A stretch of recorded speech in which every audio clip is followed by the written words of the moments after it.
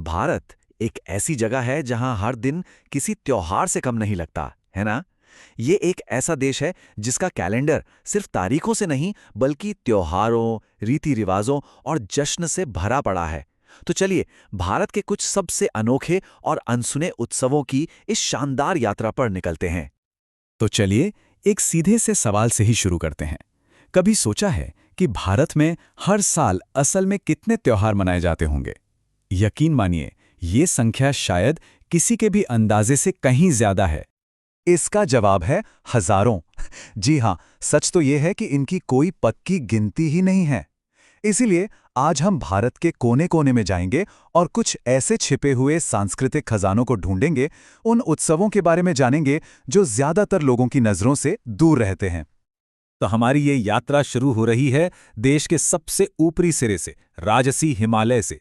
यहाँ लद्दाख की शांत वादियों में आध्यात्मिकता और प्रकृति मिलकर कुछ सबसे शानदार उत्सवों को जन्म देते हैं। अच्छा, लद्दाख में ना दो बहुत बड़े बौद्ध त्योहारों की तुलना करना बड़ा दिलचस्प है। और ख़ास बात यह है कि दोनों एक ही जगह मशहूर हेमिस मठ में होते हैं। एक तरफ है हेमिस महोत्सव, जो हर साल होता है और अपने रंग बिरंगे मुखौटा डांस के लिए जाना जाता है, और दूसरी तरफ है नरोपा महोत्सव, जो हर 12 साल में सिर्फ एक बार होता है। इसे तो हिमालय का कुंभ भी कहा जाता है। वाकई एक बहुत ही दुर्लभ और भव्य आयोजन। आप कश्मीर की तरफ चलें तो वहाँ की पहचान है शिकारा। ये सिर्फ एक नाव नहीं है बल्कि कश्मीरी कल्चर का एक जीता जागता हिस्सा है।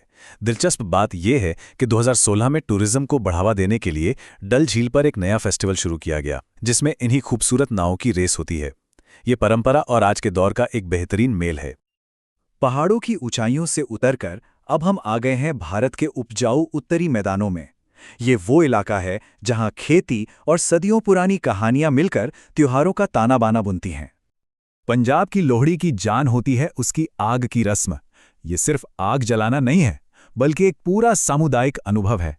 सब एक साथ आते हैं, आग के चारों ओर नाचते गाते हैं और अपनी फसल के लिए शुक्रिया अदा करते हुए उसमें तिल, मूंगफली और मिठाइयाँ डालते हैं।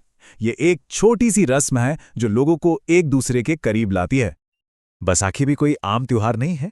इसका महत्व दोहरा है। एक तरफ तो ये किसानों के लिए अपनी मेहनत की फसल कटने की खुशी है, तो वहीं दूसरी तरफ ये सिख समुदाय के लिए एक बहुत बड़ा ऐतिहासिक दिन भी है, क्योंकि इसी दिन खालसा पंथ की स्थापना हुई थी। ये आस्था और खेती का एक अनोखा संगम है। अब चलते हैं उत्तर प्रदेश, जहां होली का एक ऐसा रूप है जो शायद ही कहीं और देखने को मिले। कहते हैं कि ये लाठियों और ढालों की एक चंचल लड़ाई है। ये है बरसाना की लठमार होली, जहां औरतें मर्दों पर प्यार से लाठियां बरसाती हैं। ये सिर्फ एक खेल नहीं है, बल्कि राधा और कृष्ण की प्रेम कहानियों को जीने का एक तरीका है। और उत्तर प्रदेश में ही आगरा शहर में एक ऐसा त्योहार है जिसका संदेश बहुत गहरा है, सुलह कुल उत्सव। इसका नाम ही सब कुछ बता देता है, सबके साथ शांति। ये त्योहार हिंदू मुस्लिम एकता का एक बहुत बड़ा प्रतीक है, जो हमें याद दिलाता है कि त्योहार लोगों को जोड़ने का भी काम करते हैं। चलिए, अब हमारा सफर मुड़ता है पूरब की ओर। यहाँ हम झारखंड के अनोखे आदिवासी रिवाजों और पश्चिम बंगाल की कला को करीब से देखेंगे। ये भारत का वो हिस्सा है जहाँ पुरानी परंपराएं आज भी जिंदा हैं। 12 साल, सोचिए, एक पूरा दशक और 2 साल। इतना लंबा इंतजार किसी त्योहार के लिए? आखिर ये है क्या? इसका जवाब हमें मिलता है झारखंड में, जहां हर 12 साल में एक बहुत ही अनोखा त्योहार मनाया जाता है, जनी शिकार। इसमें होता यह है कि उरांव जनजाति की औरतें मर्दों के कपड़े पहनकर और हथियार लेकर शिकार पर निकलती हैं। है ना बिल्कुल अलग बात। देखिए, इस परंपरा के पीछे एक बहुत गहरी मान्यता है। ये सिर्फ एक शिकार का खेल नहीं है, बल्कि इसे एक तरह की आध्यात्मिक सफाई माना जाता है। लोगों का विश्वास है कि ऐसा करने से गांव बुरी आत्माओं से पाक हो जाता है और खुशहाली आती है। ये हमें दिखाता है कि कैसे एक परंपरा जो ऊपर से नियमों को तोड़ती हुई लगती है, असल में अपने समुदाय को बचाने और संतुलन बनाने का एक तरीका है। अब एक और साल पर ध्यान देते हैं, 2021। ये साल भारत के एक बहुत ही मशहूर त्योहार के लिए एक बहुत बड़ी उपलब्धि लेकर आया। साल 2021 में यूनेस्को ने कोलकाता की दुर्गा पूजा को दुनिया भर में एक खास पहचान दी। देखिए, ये सिर्फ एक पूजा नहीं है, बल्कि कला, संस्कृति और सामुदायिक भावना का एक बहुत बड़ा उत्सव है। कलाकार महीनों तक मूर्तियां और पंडाल बनाते हैं और उन दिनों में पूरा शहर एक खुली आर्ट गैलरी जैसा लगता है। इस सम्मान ने दुनिया को दिखाया कि ये त्योहार सांस्कृतिक रूप से कितना अहम है। चलिए अब चलते हैं भारत के दिल में, यानी देश के बिल्कुल बीचों बीच।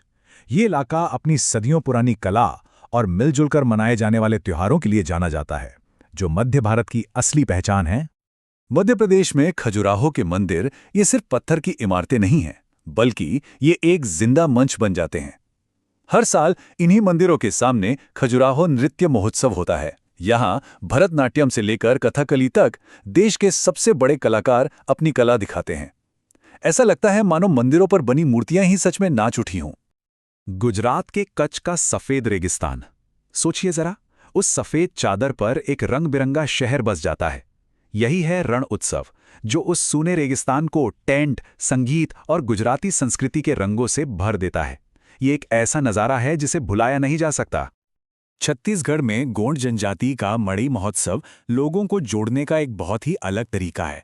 ये किसी एक जगह पर नहीं होता, बल्कि एक चलता फिरता मेला है जो गांव-गांव जाता है। हर गांव में लोग इसका बेसब्री से इंतजार करते हैं, क्योंकि ये अपने साथ सिर्फ जश्न ही नहीं बल्कि व्यापार और मेलजोल का मौका भी लाता है।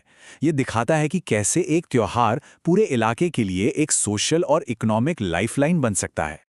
तो अपनी इस पूरी यात्रा के आखिर में हम ये देखते हैं कि ये सारे अलग अलग त्योहार मिलकर कैसे भारत की संस्कृति की एक खूबसूरत तस्वीर बनाते हैं। और इस पूरी यात्रा से एक बात तो साफ हो जाती है कि इन सभी त्योहारों में कुछ बातें एक जैसी हैं, चाहे वो फसल का जश्न मनाना हो, या भक्ति दिखाना हो, या फिर समाज को एक साथ लाना हो, या अपनी पुरानी विरासत को संभाल कर रखना हो। ये सभी त्योहार भारतीय जीवन के इन्हीं मूल धागों को तो पिरोते हैं। और ये सब देखकर मन में एक बड़ा सवाल आता है कि अगर सिर्फ एक देश के भीतर इतनी जबरदस्त विविधता है, तो सोचिए पूरी दुनिया में और कितने ऐसे सांस्कृतिक खजाने होंगे जो अभी खोजे जाने बाकी हैं।